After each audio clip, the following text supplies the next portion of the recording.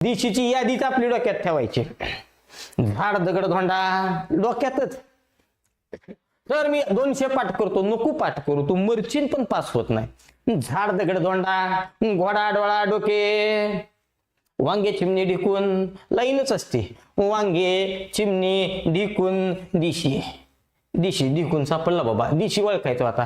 झाड दगड धोंडा, घोडा डोळा डोके, बोका रेडा झोप, हाडकंबर गुडगा, पोट पीठ बाजरी, वांगे चिमणी ढिकून, ह्याच सिरीज मध्ये ह्याच तालासुरात कार्यक्रम करून टाका. एकही मार्क जात नाही, ह्याच्या बाहेर शब्द दिसत नाहीत. कोवळा काय आहे मग? कोवळा कोमल. हा मित्रांनो तत्सम शब्द आहे, बरोबर का नाही?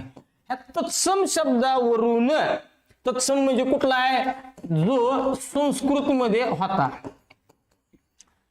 संस्कृत मधला शब्द जो मराठीत बी आला, जसाच्या तसा जर आला तर तो तत्सम आहे, बरोबर का नाही? आता समजा उदाहरणार्थ कवी, कवी जाणीवपूर्वक कवीची वेलांटी पहिली ठेवलेली आहे, ठीक आहे का? कारण नंतर सांगेन. कवी त्यांनी जर संस्कृत मध्ये कविता केल्या तर तो कवी आहे, आणि आमच्यात कविता केल्या मराठीत तर त्याला काय म्हणतो? कवीच म्हणावं लागेल का नाही? म्हणजे जर ऑफलाईन बॅचचं मी की मूळ संस्कृत मध्ये जसा होता तसाच जर मराठीत आलेला असेल तर त्याला तत्सम म्हणायचं, बरोबर. पण संस्कृत मध्ये होता आणि इकडे येताना किंचित बदल झालेला आहे. उदाहरणार्थ बघा, ग्राम, बरोबर का नाही? ग्राम हा शब्द संस्कृतचा आहे. आमच्याकडे येताना ग्राम असं म्हणता का? माझे ग्राम हे आहे, तुझे ग्राम ब्रँड बदललेला आहे भाऊ तुझा.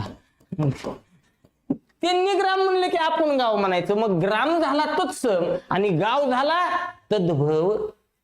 त्यांनी जर म्हणले कर्ण, आपण असं म्हणतो का? माझा कर्ण खूप दुखत आहे, दुखतंय दुसरं, मग कर्ण, ती कर्ण म्हणणार. कर्ण संस्कृत मधला हा झाला तत्सम, पण याच्यावरनं जो तयार झाला कान, किंचित बदल, हा झाला तद्भव. मग कोमल पासन कोवळा हा मित्रांनो तद्भव शब्द होता, म्हणजे हा कट झाला. भगवान या आधीच लक्षात ठेवायची. कवी मधु गुरु पिता पुत्र कन्या. आता वेळ कमी लिहित बसत नाही. कवी मधु गुरु पिता पुत्र कन्या, वृक्ष पुरुष धर्म पुष्प जल ग्रंथ, भगवान परंतु यद्यपि यथामती नदी, भगवान परंतु यद्यपि यथामती नदी. हे सगळे शब्द तत्सम शब्द आहेत. म्हणजे हा झाला तत्सम, म्हणजे हा सुद्धा पर्याय. माझं अक्षर खराब आहे तरी बी मी प्रयत्न करीन चांगलं काढायचं, ठीक आहे. आणि प्रयत्नांती परमेश्वर. चला हा पण कट झाला. बटन इंग्लिश आहे, काय गरज आहे? संपला विषय. फक्त शी बरोबर असा पर्याय